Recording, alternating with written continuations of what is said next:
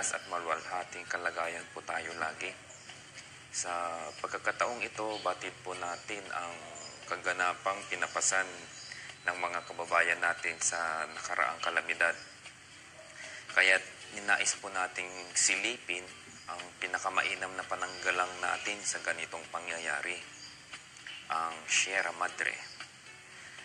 Kung di man ito ang pinakamainam nating pananggalang, ipagpalagay na lang natin ang maidudulot nitong malaki para sa ating kaligtasan.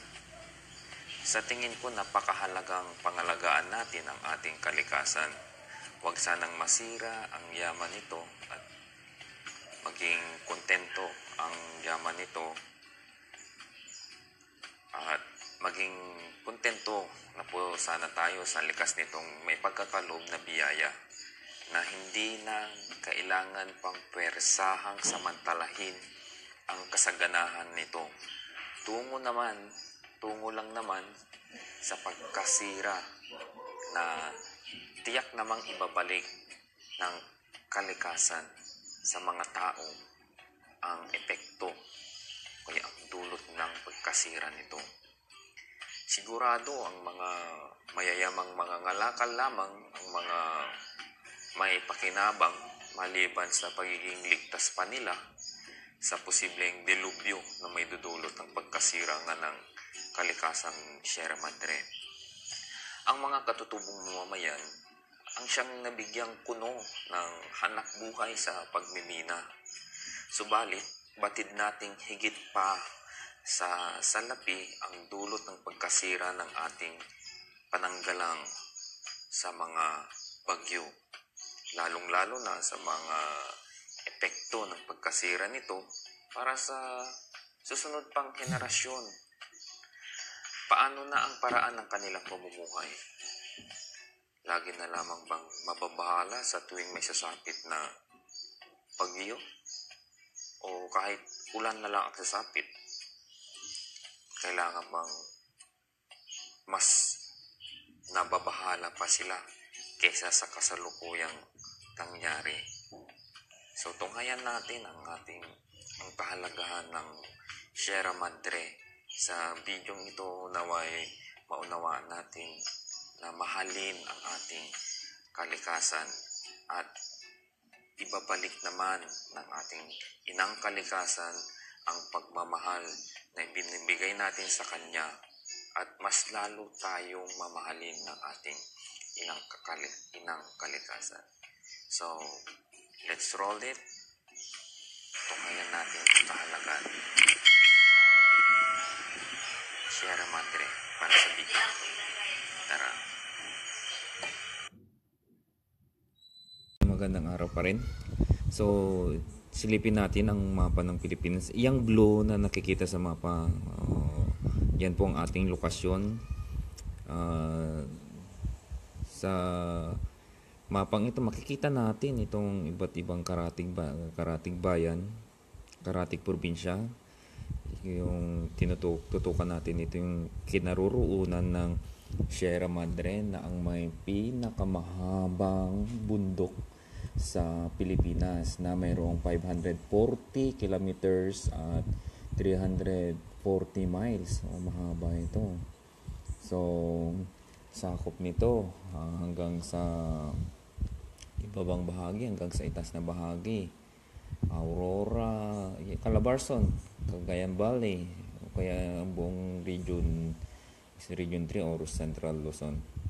Okay, so yung Globe Bangged, yan po ang ating kinaroroonan. So, ayan po, merong ilog. Ilog yan, yung meron sa probinsya. Okay. So, alam nyo, hangin lang na malakas ang dinanas namin itong marami mga nagdaang bagyo.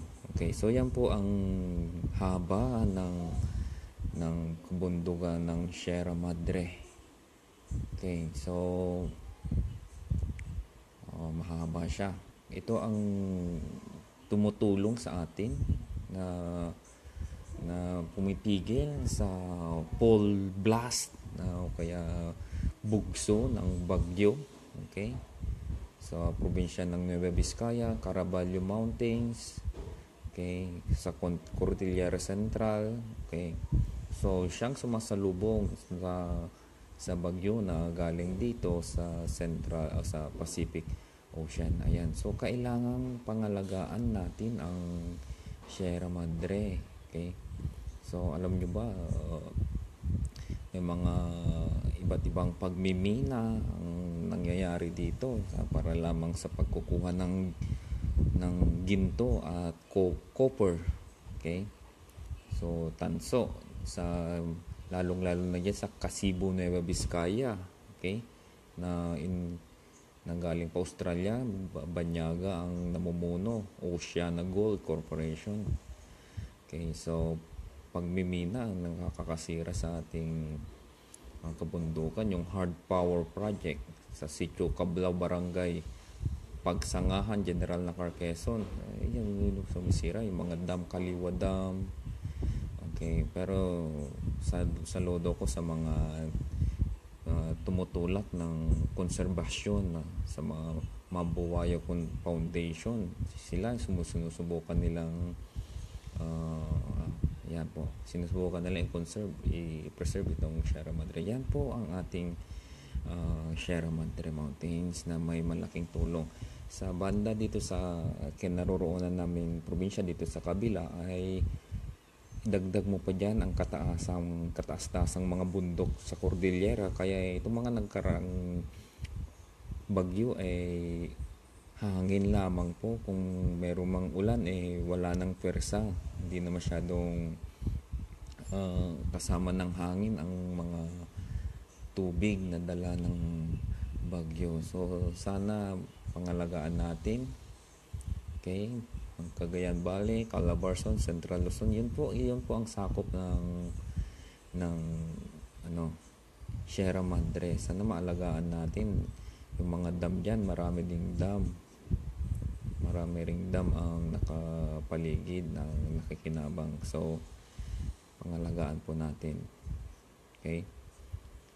So kung hindi natin papangalagaan, mas lalong wala na tayong harang, wala nang magiging harang sa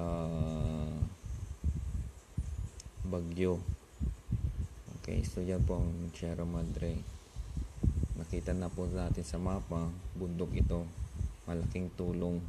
Kaya pag ganyan ang daan ng bagyo, kapag dinaanan nito ang kataas-taasang kabundukan ng Sierra Madre, okay, medyo sumasayad ang bagyo at least nababawasan ang pwersa nito. Sa pinakamatas na bahagi nito ay Mount Giwan sa Cagayan ang may pinakamatas na bahagi ng Sierra Madre. Sa kabilang banda, okay, ipagpatuloy natin ang pagtatalakay dito sa Sierra Madre. So habang tinitingnan natin itong epekto o kaya itong pwersa ng bagyong sumasapit sa Pilipinas, alam nyo ba na ang pinakamalaking protektadong lugar ng sinasakop ng Sierra Madre ay itong Northern Sierra Madre Natural Park na matatagpuan sa hilagang bahagi ng probinsya ng Isabela. So alam nyo itong mga dam, ang pinakamalupit na dam dito sa Sierra Madre, itong Kaliwa na makikita sa Kaliwa River na kapag nagpakawala ito ng tubig, mas matinding baha o kaya pang ang pagkasira nito, kaya nagre-release po ng tubig ang dam na ito. Yung mga pangunahing ilog natin dyan, yung Cagayan River, Pampanga River, Ilagan River, Angat River, Agos, Pinaka, Nawan, Umiray, Palanan, Marikina River. So napakahaba nga kailangan nating protektahan ito. Yung pagmimina dapat mabawas-bawasan. Alam nyo, itong Oceana tuloy-tuloy na nag-ooperate. Kumpanya ito ng itong Oceana Gold Corporation sa Australia. Kaya ito tinututulan, pero kahit wala ng permit, nag-expire na, ay tuloy-tuloy pa rin. So nandito yung mga lugar na binaha, credit to the owner. So malala. Alam niyo po ba, meron namang active na volcano dito sa kahabaan ng Sierra Madre. Ito yung Kagwa Volcano na matatagpuan sa Cagayan. Okay, aktibo itong Kagwa Volcano na dahil ang huling pagputok nito ay 1907. Kaya posibilidad nito ay puputok ito. Okay? So kaya nga dapat alagaan ang ating kalikasan. So itong epekto, tingnan natin, yan yung mga lugar na napakalawak ng apektado. So hindi natin maiiwasan ang tubig ng bagyo, pero kapag maayos ang ating kalikasan, alam niyo po ba, itong pag-evaporate ng mga tubig, pag-evaporate ng mga tubig dahil sa global warming, mas lumalala. Kaya mas lumalawak din ang sakop ng ulap ng pag-evaporate ng tubig dito sa Pacific Ocean. So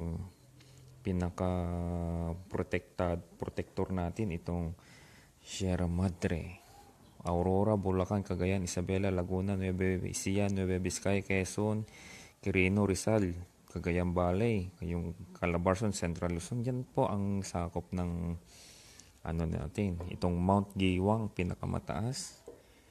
Tinutulungan pa ito ng kabundukan dito sa Cordillera. Mount Pulag, ang pinakamataas. Kaya dito sa bahaging kabila ng mapa ng Pilipinas, dito sa Ilocos o kaya lalong-lalo na sa Abra, okay, hindi masyadong naapektuhan. Okay, so kailangan protektahan po natin. Nakikita naman po ang epekto ng bagyo. Okay? So sana nakapag-iwan tayo ng mensahe sa mga manonood. Maraming salamat po.